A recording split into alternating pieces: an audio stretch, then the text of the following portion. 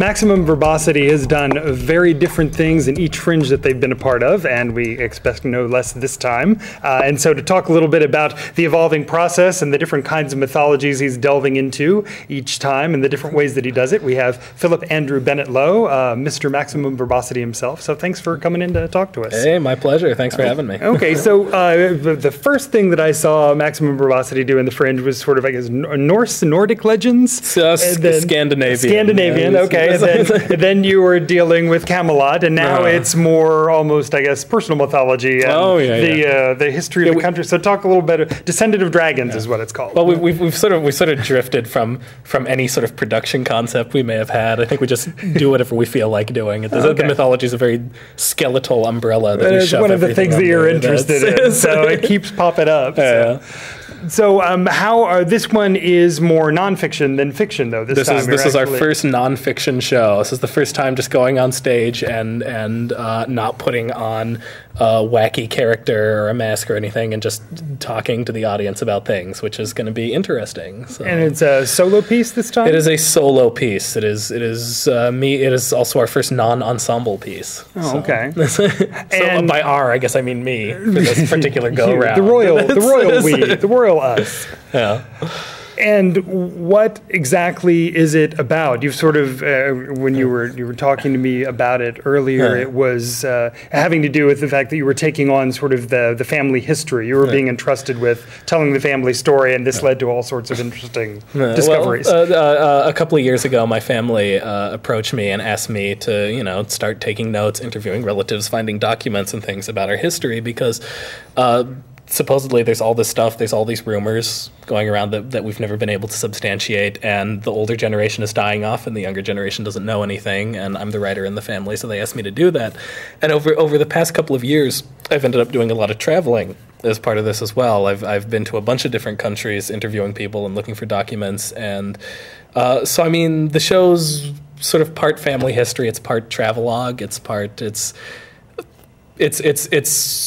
a globe-trotting adventure, basically, in that it's basically me going to a bunch of different countries and being bewildered by things. Where have you been? Where were the different countries that you visited? In the past couple of years, I have been to Canada, the Netherlands, Germany, Portugal, Australia, New Zealand, the Fiji Islands, Taiwan, Hong Kong, and China.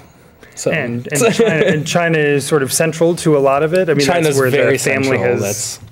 Absolutely, yeah, absolutely. It was the last stop on the trip and the most significant one, too. So, I mean, in what ways was it significant?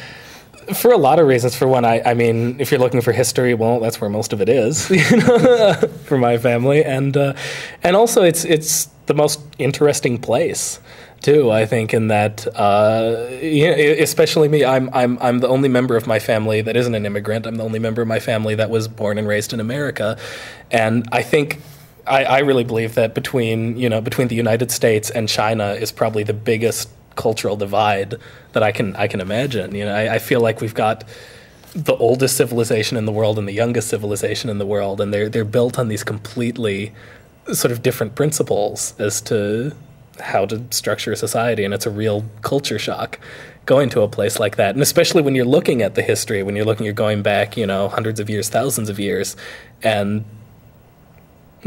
where we've ended up now, how the family's spread out to all of these different places, and how we've sort of reinvented ourselves all of these different ways, and finding places where there's continuity and places where we've all changed. It's interesting. It is interesting.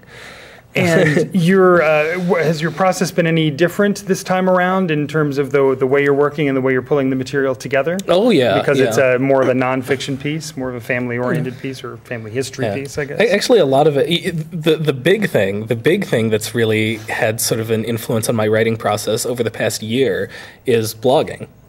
Because I've been asked. I'm blogging for several sites now. I've been asked to be a blogger for the Minnesota Fringe. I've been asked to blog for political websites and things like that. And it's this whole new way of writing for me, which is, instead of sitting down and contemplating how to structure a scene, how to get a character to deliver themselves, it's much more stream of consciousness. It's much more sitting down and just sort of trying to talk very immediately and directly about the things that are happening to me without letting there be a lot of filter. So a lot of the show's put together by just sifting through, pages and pages and pages of notes and blogging I've taken on my travels, and saying, well, here's a funny passage I wrote, here's some really interesting observation, and trying to weave them together into a show. Mm-hmm.